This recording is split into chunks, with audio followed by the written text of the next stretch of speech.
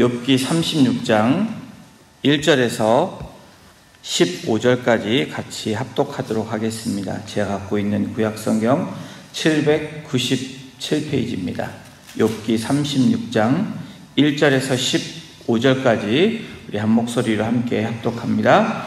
엘리후가 말을 이어 이르되 나를 잠깐 용납하라. 내가 그대에게 보이리니 이는 내가 하나님을 위하여 아직도 할 말이 있음이라. 내가 먼 데서 지식을 얻고 나를 지으신 이에게 의를 돌려보내리라. 진실로 내 말은 거짓이 아니라 온전한 지식을 가진 이가 그대와 함께 있느니라. 하나님은 능하시나 아무도 멸시하지 아니하시며 그의 지혜가 무궁하사 악인을 살려두지 아니하시며 고난받는 자에게 공의를 베푸시며 그의 눈을 의인에게서 떼지 아니하시고 그를 왕들과 함께 왕자에 앉히사 영원토록 존귀하게 하시며 혹시 그들이 족쇄에 매이거나 환난의 줄에 얽혔으면 그들의 소행과 악행과 자신들의 교만한 행위를 알게 하시고 그들의 귀를 열어 교훈을 듣게 하시며 명하여 죄악에서 돌이키게 하시나니 만일 그들이 순종하여 섬기면 형통한 날을 보내며 즐거운 해를 지낼 것이요 만일 그들이 순종하지 아니하면 칼에 망하며 지식 없이 죽을 것이니라.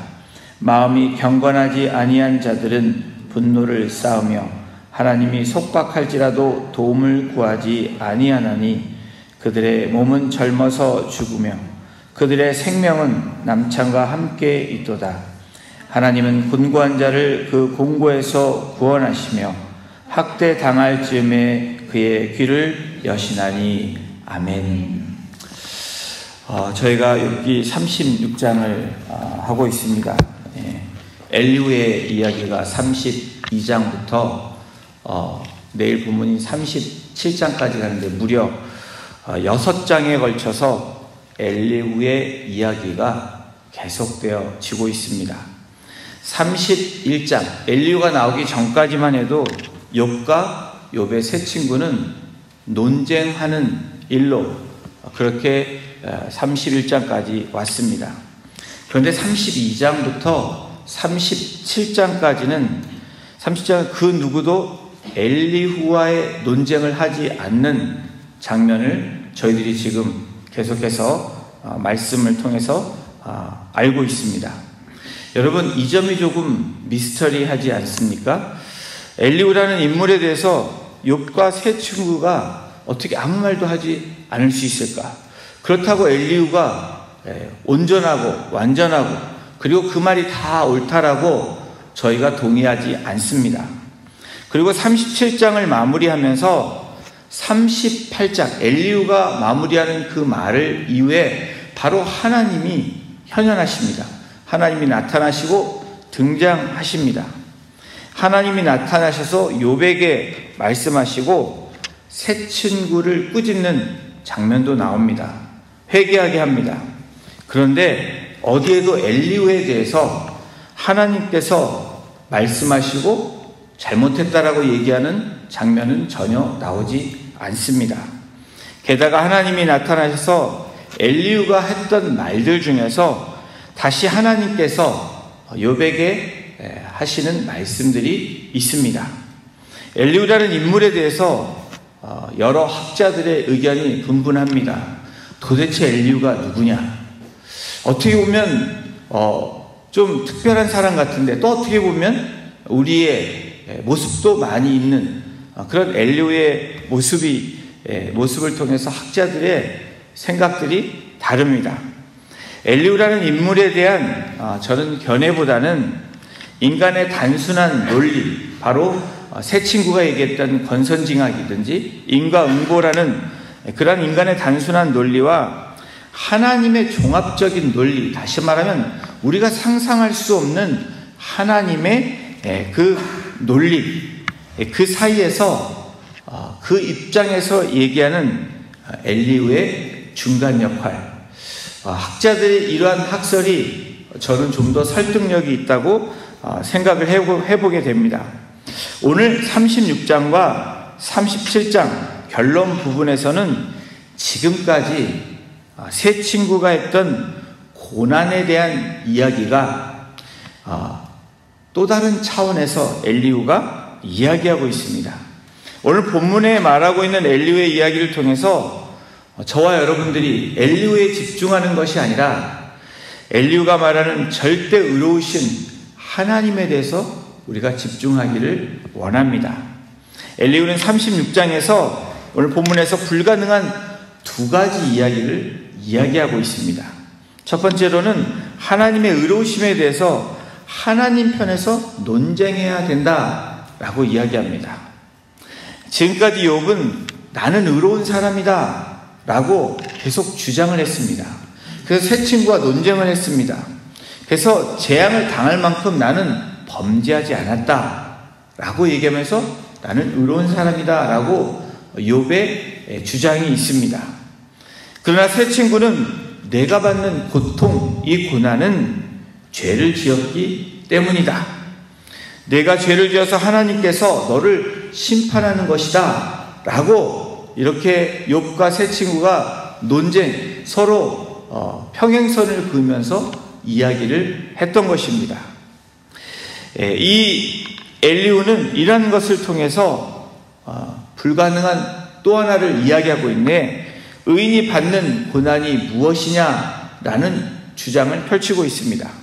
욥기 36장 저희 오늘 본문 3절에 보면 내가 먼 데서 지식을 얻고 나를 지으신 이에게 의를 돌려보내리라. 나를 지으신 하나님께 무엇을 돌려보낸다고 말하고 있습니까? 의로움, 다시 말하면 하나님은 의롭다는 것을 나인 엘리후가 말합니다. 엘리후 나는 변증하려고 한다. 그렇게 이야기하고 있는 것입니다. 그러면서 이제 하나님은 왜 의로우시냐, 어떤 분이신지 설명을 하고 있습니다. 하나님에 대해서 이야기하고 있습니다. 그것이 5절, 6절에 나와 있는 것입니다. 우리 함께 보십니다. 하나님은 능하시나 아무도 멸시하지 아니하시며 그의 지혜가 무궁하사 악인을 살려두지 아니하시며 고난받는 자에게 공의를 베푸시며. 이 엘리후가 말하는 이 하나님에 대해서, 하나님의 의로움에 대해서 얘기하는데 세 가지가 나오고 있습니다. 하나님은 전능하시다는 것입니다. 여러분, 고난 중에 있다고 하나님이 무능하신 것이 아니라고 엘리후는 주장하고 있습니다. 또한 하나님은 고난받는 불쌍한 인생들을 절대로 무시하고 멸시하지 않는다라고 엘리후가 이야기하고 있습니다. 여러분, 사람이 주로 언제 기분이 나빠집니까? 여러분은 언제 기분이 나빠지십니까? 대부분의 사람들은 누군가 나를 무시하고 멸시하면 기분이 나빠집니다. 이것이 우리의 기본적인 본성이고 우리의 모습입니다. 그런데 하나님은 고난받는 불쌍한 인생을 멸시하고 무시하지 않는다라고 엘리후가 이야기하는 것입니다. 또한 하나님은 세 번째로 지혜가 많으시기 때문에 의인과 악인을 혼동하지 않는다라고 주장하고 있습니다. 하나님은 다시 말하면 착각하시는 하나님이 아니시라는 것입니다. 하나님은 실수가 없으신 하나님이시라고 말합니다. 사람과 비교해서는 안 될 존재라고 엘리후가 그렇게 하나님의 존재에 대해서, 성품에 대해서 이야기하고 있는 것입니다. 6절에 고난받는 자에게 공의를 베푸시는 하나님이심을 기록하면서 선포하고 있는데 5절, 6절 저희가 읽은 이 5절, 6절을 종합해서 이야기한다면 하나님은 절대로 의로우신 분이시라는 것입니다.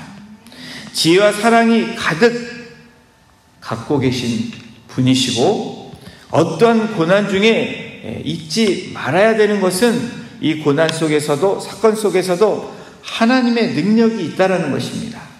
하나님의 사랑이 있고 하나님의 의로움이 있고 하나님의 지혜가 다 있다는 것을 꼭 기억해야 된다라고 엘리후가 지금 주장하고 있는 것입니다.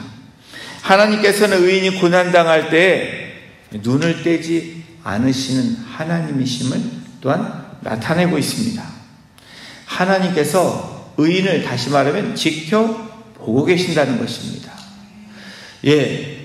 오늘 이 욥기에 이 욥, 고난받는 의인, 고통당하는 욥을 하나님은 37장까지 나타나고 계시지 않으시지만 하나님은 눈을 떼지 않고 보고 계시다는 것을 우리는 놓치지 말아야 된다는 것입니다. 그리고 그 결과를 존귀하게 만들어 간다라고 말씀하시는데 우리 7절, 8절을 함께 보십니다. 우리 함께 읽겠습니다. 시작. 그의 눈을 의인에게서 떼지 아니하시고 그를 왕들과 함께 왕자에 앉히사 영원토록 존귀하게 하시며 혹시 그들이 족쇄에 매이거나 환난의 줄에 얽혔으며. 여러분, 이 말씀은 특별히 우리가 고난당하고 있을 때 특별히 하나님께서 우리를 주목하고 계신다는 것입니다. 의인인 사람은 더더욱 주목하고 계시는 하나님이심을 잊지 말아야 되는 것입니다. 하나님께서 하나님의 눈을 떼지 않는다는 것, 여러분 이것을 믿으십니까? 여러분 아멘이십니까? 예를 들어보겠습니다. 저와 여러분들, 우리도 저희들의 자녀들, 또 우리의 손자, 손주를 보면 멀리서도 여러분 보면 알 수 있는 존재들이 저의 자녀들이고 손자, 손녀들입니다. 여러분 졸업식에 가보시면 사람들이 많이 옵니다. 같은 가운을 입고 있으면 잘 몰라봅니다. 그런데 어떻게 그렇게 자기 자식은 잘 아는지 멀리 있어도 알 수 있습니다. 손자, 손녀가 어디 있는지 찾으면 금방 찾을 수 있는 것이 저와 여러분들입니다. 그것이 부모고 할아버지, 할머니들입니다. 여러분, 우리도 이런데 하나님이 우리를 주목하고 계시고 하나님이 우리를 바라보고 계시는데 우리를 놓치시는 분이시라고 생각할 수 있겠습니까? 그렇지 않다라는 겁니다.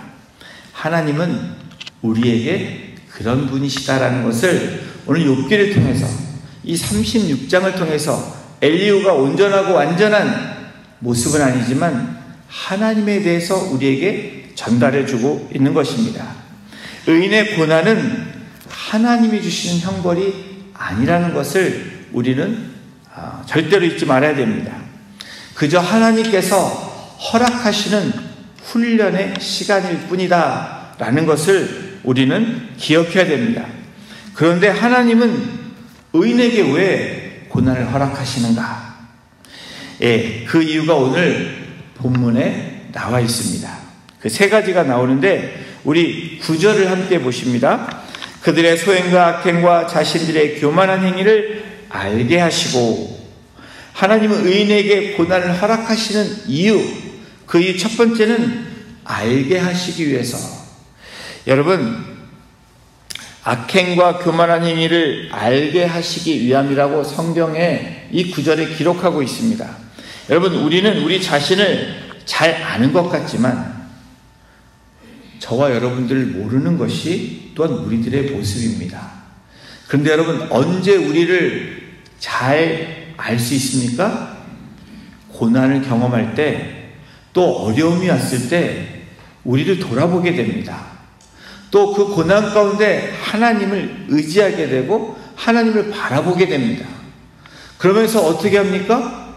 나라는 존재를 더 정확히 알아갈 수 있는 시간이 되기 때문에 여러분, 하나님이 의인에게, 특별히 하나님의 자녀들에게 고난을 허락하시는 이유는 우리를 더 알게 하시기 위함이라는 것입니다. 그리고 두 번째로 하나님은 의인에게 왜 고난을 허락하시는가? 10절에 나와 있습니다. 10절을 보십니다. 그들의 귀를 열어 교훈을 듣게 하시며 명하여 죄악에서 돌이키게 하시나니. 의인에게 또 우리에게 고난을 허락하시는 이유는 듣고 돌이키기 위함이라는 것입니다. 하나님의 말씀을 듣게 하게, 그리고 하나님의 사람을 통해서 하나님의 말씀을 듣고 우리가 회개하며 돌이키게 하기 위함이라는 것입니다. 여러분, 우리에게 들려주신 하나님의 말씀은 우리를 돌아보게 하는 것입니다. 잘못된 길을 다시 돌아오게 하는 것이 하나님의 축복의 말씀입니다. 그냥 우리가 원하는 것을 주는 것이 축복이 아니라, 여러분, 잘못된 길을 갔다가 돌아오는 것이 복된 우리의 인생이라는 것을 믿으시는 저와 여러분이 되시기를 주님의 이름으로 축원합니다. 그리고 세 번째는 오늘 본문의 말씀은 아니지만 16절에 나와 있는 말씀에서 찾을 수 있습니다. 우리 16절을 함께 보겠습니다. 시작. 그러므로 하나님이 그대를 환난에서 이끌어내사 좁지 않고 넉넉한 곳으로 옮기려 하셨은즉 무릇 그대의 상에는 기름진 것이 노이니라. 여러분, 결론적으로 그러므로 이 엘리후가 뭐라고 얘기합니까? 하나님이 그대를, 욥에 대해서 얘기합니다. 그대를 환난에서 이끌어내사 좁지 않고 넉넉한 곳으로 옮기려 하셨은즉 무릇 그대의 상에는 기름진 것이 노이리라. 바로 의인의 상에 기름진 것을 주시기 위해서. 기름진 것이 무엇입니까? 여러분, 기름을 생각하면 여러분 성령을 생각할 수도 있고, 기름을 생각하면 복된 것, 살찐 것을 생각할 수도 있습니다. 풍성한 것을 생각해 볼 수 있습니다. 바로 우리의 상에, 우리의 삶에, 또 우리가 가는 길에 하나님께서 우리에게 베풀어 주시기 위함이다 라고 오늘 결론을 짓고 있는 16절, 그러므로 모든 것들 얘기하면서 결론을 이야기하고 있습니다. 그대를 환난에서 이끌어내사. 여러분, 의인이 받는 고난, 우리가 정말 잘못하지도 않았는데 고난이 찾아왔다. 여러분, 그 이유는 무엇입니까? 더 나은 것, 더 기름진 것, 우리의 상에 하나님께서 은혜를 베풀어 주시기 위한 하나님의 계획이 있기 때문이라는 것입니다. 사랑하는 성도 여러분, 욥기를 통해서 우리가 다른 것은 몰라도 이것을 확실히 알아야 하는데, 여러분, 그것이 무엇입니까? 하나님은 의로우신 분이시라는 것입니다. 의심의 여지가 없습니다. 그렇다면 여러분, 욥은 어떻습니까? 욥은 의롭습니까? 의롭지 않습니까? 욥기 1장에 보면 욥은 온전하고 정직하여 하나님을 경외하며 악에서 떠난 사람. 우리가 이 성경대로라면 욥은 의로운 사람입니다. 그렇죠? 욥은 의로운 사람인데 어떤 의미에서 하나님의 의로우심과 다릅니까? 우리가 이것을 놓치지 말아야 된다는 겁니다. 욥의 의로움은 고난을 당할 만큼의 죄를 짓지 않았다는 면에서 의롭다는 것입니다. 그런 의미에서 욥은 의인입니다. 하지만 여러분, 욥도 불완전한 인간입니다. 불완전한 존재입니다. 누구든지 하나님 앞에서 감히 나는 의롭다라고 얘기할 수 없다라는 것입니다. 욥도 흠이 있는 사람이고 절대적인 존재가 될 수 없기 때문에 하나님의 의로우심과 욥의 의로움은 차이가 있는 것입니다. 그런데 우리가 가끔씩 착각할 때가 있습니다. 하나님의 의로움에 사람의 의로움도 같이 우리가 함께 섞어서 간다는 것입니다. 그렇지 않다라는 겁니다. 죄가 있어서 고난을 당한 것은 아니지만 여러분, 절대자이신 하나님이 보실 때에는 욥도 절대 의인이 될 수 없다라는 것입니다. 이것이 다른 부분입니다. 단지 절대자이신 하나님께서 욥을 긍휼히 여겨주시고 사랑하시고 기특히 여기셔서 의를 보충해 주셨기 때문에, 의로 여겨주셨기 때문에 욥이 하나님 앞에 설 수 있는, 그래서 욥을 얘기할 때 하나님이 뭐라고 얘기합니까? 사단에게도 온전하고 정직하여 하나님을 경외해서 악에서 떠난 자라. 죄를 짓지 않는 그러한 나의 사랑하는 아들이다 그렇게 칭해 주신 것입니다. 하나님처럼 의로운 그런 온전한 완전한 존재가 아니라는 것입니다. 사랑하는 성도 여러분, 욥만 그렇습니까? 저희도 그렇습니다. 고난은 절대 의인이 아닌 인간, 바로 인간에게 찾아올 수 있는 것이다 라고 말씀하고 있는 것입니다. 그렇지만 분명한 차이는 하나님께서 의인을 주목하고 계시다는 것입니다. 하나님께서 칭의해 주신 저와 여러분들을 주목하고 계시다는 것입니다. 감찰하시고 관찰하고 계시다는 것입니다. 고난을 잘 받은 사람은 여러분 받을 때는 힘들어도 받고 나면 놀라운 신앙의 축복이 옵니다. 놀라운 성장이 이루어집니다.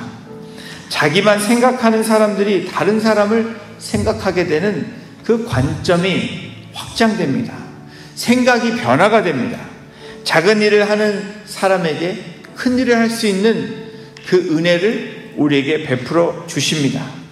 고난 속에서는 하나님의 의도가 있는 것이고 목적이 있는 것이고 실패가 없다라는 것입니다. 여러분, 그것이 의인에게 주시는, 의인이 당하는 고난에 주시는 하나님의 은혜입니다. 여러분, 논쟁에 초점을 맞추는 것이 아니라 우리는 무엇에 초점을 맞춰야 됩니까? 1인칭인 욥의 모습을 통해서 내가 누구인지를 우리는 발견해야 된다는 것입니다. 억울함을 당할 수 있습니다. 그래서 욥과 같이 여러분 너무나 논쟁할 수 있는 부분이 있습니다. 또 우리에게 그렇게 손가락질하며 그렇게 너의 죄 때문이라고 그렇게 판단하는 사람들이 있을 수 있습니다. 그러나 욥기 후반부로 갈수록 하나님이 나타나시고 욥에게 말씀하심으로 욥이 회개했다라는 말이 나옵니다. 여러분, 욥이 회개를 왜 했습니까? 절대자이신, 의인이신, 의로우신 하나님 앞에 욥의 모습을 발견했기 때문에 그렇습니다. 저와 여러분의 삶도 그렇습니다. 그러나 우리는 하나님의 은혜로 의롭다라고 하나님이 칭해 주신 축복의 사람들입니다. 은혜의 사람들입니다. 그래서 우리가 고난이 찾아오지만 알게 하시는 하나님을 바라봐야 되고 또 그 하나님의 음성을 들어야 되고 그리고 우리를 돌이켜 다시 우리의 자리로 돌아감으로 의인의 상에 기름진 것을 부어주시는 내 잔이 넘치나이다 라고 고백했던 시편 기자의 고백처럼 오늘 저와 여러분들의 삶, 우리의 인생길이 비록 고난과 고통의 지금 현재 모습일지라도 주님이 우리를 주목하시고 우리 함께 하시는 그 주님을 바라보시면서 나아가시는 복된 성도님들 한 분 한 분 되시기를 주님의 이름으로 축원합니다. 기도하시겠습니다. 하나님, 그렇습니다.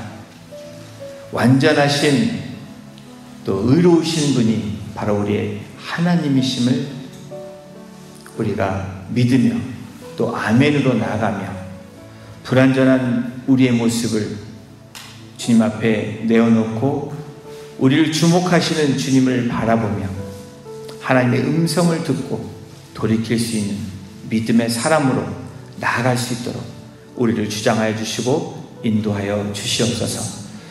긍휼히 여기시는 또 우리를 사랑하시며 불쌍히 여기시고 우리를 미쁘시게 보시는 하나님의 사랑과 그 긍휼하심을 오늘도 우리가 경험하며 하나님 앞에 찬송으로 올려드릴 수 있는 복된 하루 우리의 인생이 되기를 간절히 간구하며 이 모든 말씀을 우리를 권해주신 예수님의 이름으로 감사하며 기도드렸습니다. 아멘.